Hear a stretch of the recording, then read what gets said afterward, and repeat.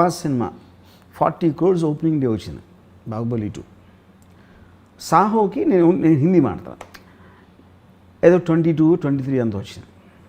ఇది 4 or 5 వచ్చింది Radhe Shyam, you know.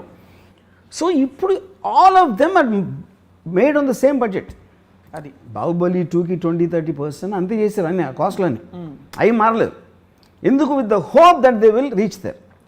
ఈ మ్యాసివ్గా పడిపోయి ఇట్ విల్ ఇంకర్ లాసెస్. ఆ లాసెస్ ఎవరికి వస్తున్నాయి? 2 ముగ్గురికి వస్తాయి, handful of people let's say. ఎందుకు? వాళ్ళందరూ వాళ్ళు చేసే విజను బాహుబలి కలెక్షన్స్ని బెంచ్ మార్క్ కింద పెట్టి చేసిన బిజినెస్ ఆస్పెక్ట్స్ అన్నీ. ఓకే, సో ఒక విధంగా చూస్తే ఈ 10 మంది అంటే నేను ఊరికి ఫిగర్స్ పాడేస్తున్నా. 300 crores బాహుబలి అని అయింది అంటే 300 crores 2000 crores ఏమో బాహుబలికి వచ్చింది సపోజ్. వీళ్ళేంటి 500-400 కోట్లు పెట్టి 400 అంటే 10 మంది తీసారనుకోండి, 4000 కోట్లు. 4000 కోట్లు 3000 కోట్లు పోయినాయి.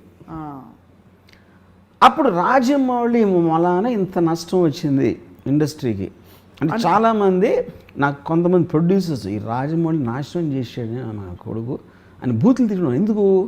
వాళ్ళకి అక్కసు.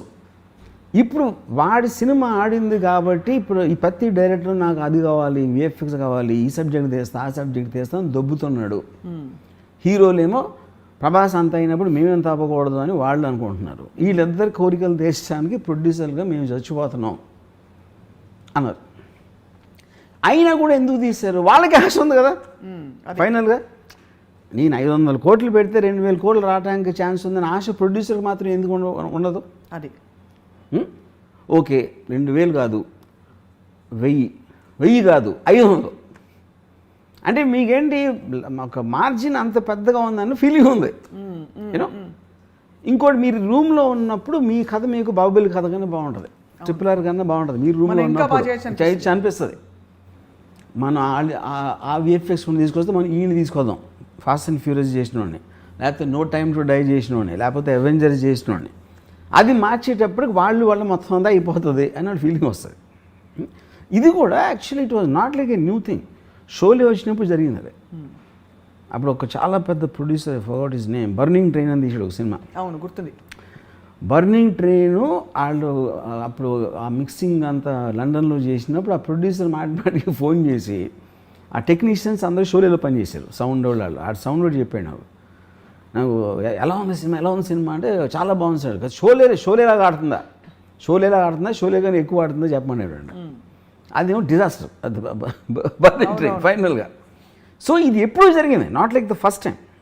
బట్ ఇప్పుడున్న నంబర్స్, స్కేలు, దాని sound in the social media, that is where the whole point is. అది ఓకే.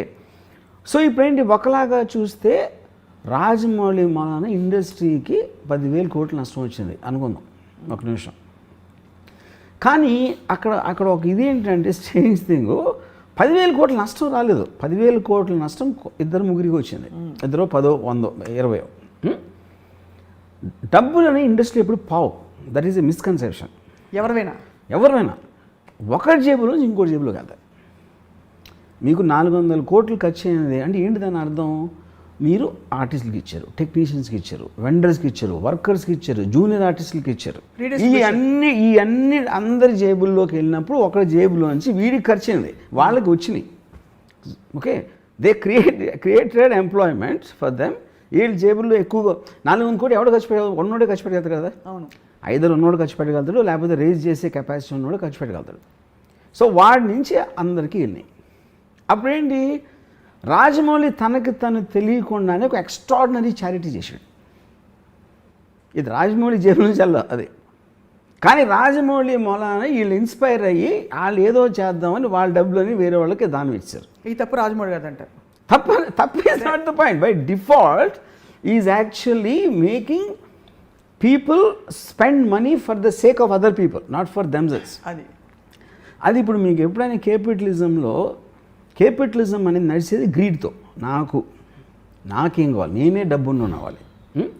డబ్బున్నోడు ఎప్పుడు ఏం చేస్తాడు, నా డబ్బు ఇన్వెస్ట్ చేసినప్పుడు నాకు ఇంకా డబ్బు రావాలి అని గ్రీడ్ ఉంటుంది. అవును, ఓకే. ఆ గ్రీడ్ తోటి ఒకే సినిమాతో 2,000 కోట్లు కొట్టేద్దాం 500 కోట్లు ఖర్చు పెడితే 2000 కోట్లు వచ్చేస్తుంది అనే గ్రీడ్ తోటి ఇన్వెస్ట్ చేశాడు.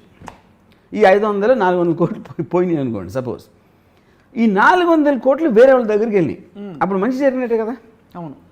Which is what the whole point of society. సొసైటీలో ఎంతో కొంత సమానత్వం ఉండాలి, ఒకే ఒక్కరి దగ్గర ఉండిపోకూడదు. Money should not be concentrated on a few people అనేది ఒక బిలీఫ్ సిస్టమ్ ఉంది. మీకు అప్పుడు ట్రికల్ డౌన్ ఎకానమీలో వాళ్ళ ఇన్వెస్ట్మెంట్లో వస్తూ ఉంటుంది అలా కిందకి అది. తప్పకుండా. సో అప్పుడు దాన్ని ఫెసిలిటేట్ చేసినవాడు రాజమౌళి. సో రాజమౌళి మూలాన ప్రొడ్యూసర్ రోడ్డు మీదకి వచ్చేసే వాళ్ళు ఉన్నారు, కానీ వర్కర్లు టెక్నీషియన్స్ వాళ్ళందరూ చాలా రిచ్ అయిపోతారు. ఇప్పుడు ఇన్ని మీకు విఎఫ్ఎక్స్ స్టూడియోస్ కానీ ఇది అది అన్నీ వచ్చేసింది దేని మూలాన? Because of this Rajamouli. Yeah. So అది తను కావాలని చేస్తున్నాడా అది పాయింట్ కాదు. ఇప్పుడు ఎప్పుడైనా మీరు ఈవెన్ ఒక ఎనీ పర్సన్ అతనికి ఉన్న యాటిట్యూడ్ అతను చేసిన దాని గురించి మీకు సైడ్ ఎఫెక్ట్స్ లాగా వస్తాయి, కానీ ఆ టార్గెట్ రాజమౌళికి ఉంటుందని నేను అంటలా. That is not the point. But by default he's working for the welfare of the people in a strange way. So ఒక ఆల్మోస్ట్ ఒక రాబిన్ హుడ్ లాగా. Yeah, you can say Robin Hood, like ఫినామిననే కదా. Unintentional Robin Hood. Correct. Robin Hood ఉన్నోళ్ళ దగ్గర నుంచి నాకు I like this. Rajamouli Robin Hood అంటారు. కరెక్ట్. అంటే గొప్పోళ్ళ దగ్గర నుంచి డబ్బులు కొట్టేసి బేదోళ్ళకి పనిచేయటం. కానీ ఇక్కడ ఒకే డిఫరెన్స్ ఏంటంటే తను కొట్టేయకుండా వాళ్ళతో వాళ్ళే కొట్టేయించబడి అది దేవుడు వాళ్ళే వాళ్ళని దోచుకుని ఇచ్చేస్తున్నారు పేదలకి. యా, దీని ఎగ్జాంపుల్ ఎక్కడ చూశానంటే నేను, యా దట్స్ పాయింట్. ఇప్పుడు నానా పాటేకర్ ఒక అలవాటు ఉంటుంది ఆయనకి, ఏదో ఒక బాబా ఏదో సమ్ కైండ్ ఆఫ్ ఏ ఒక ఆశ్రమం, బాబా అంతే హిజ్ నేమ్ ఇస్. రెమ్యునరేషను నానా పాటేకర్ 4 కోట్లు తీసుకుంటే 2 కోట్లు ఆ ఆశ్రమంకి ఇవ్వాలి. ఇది ప్రొడ్యూసర్. ఓకే, అప్పుడు ఏం చేస్తాడు నానా పాటేకరు? ఆ 2 కోట్లు ప్రొడ్యూసర్ ఇప్పిస్తాడు. నేను ఇస్తానని చెప్పట్లా, నాకు 2 కోట్లు చెక్కు, 2 కోట్లు ఏమి దానికి ఇమ్మంటాడు. ఓకే, అప్పుడు నానా పాటేకర్ కావాలి.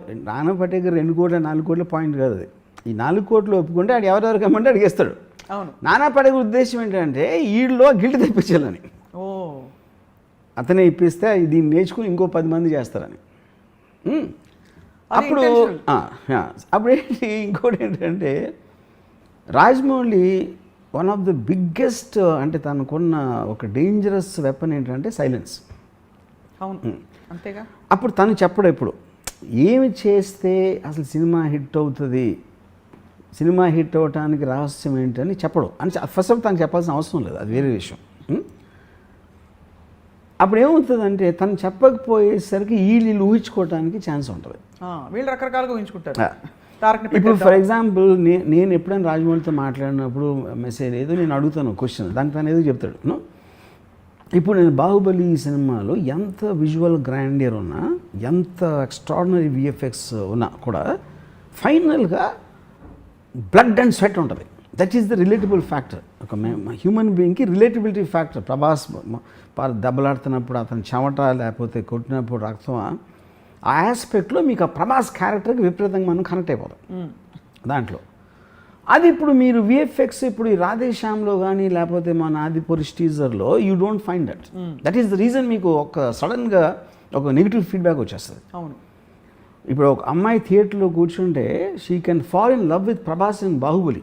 I don't think she will do that same in ఇప్పుడు చెప్పిన సినిమాలు ఆదిపురుష్లో. సో ఆ కైండ్ ఆఫ్ కొన్ని ఆస్పెక్ట్స్ అనేది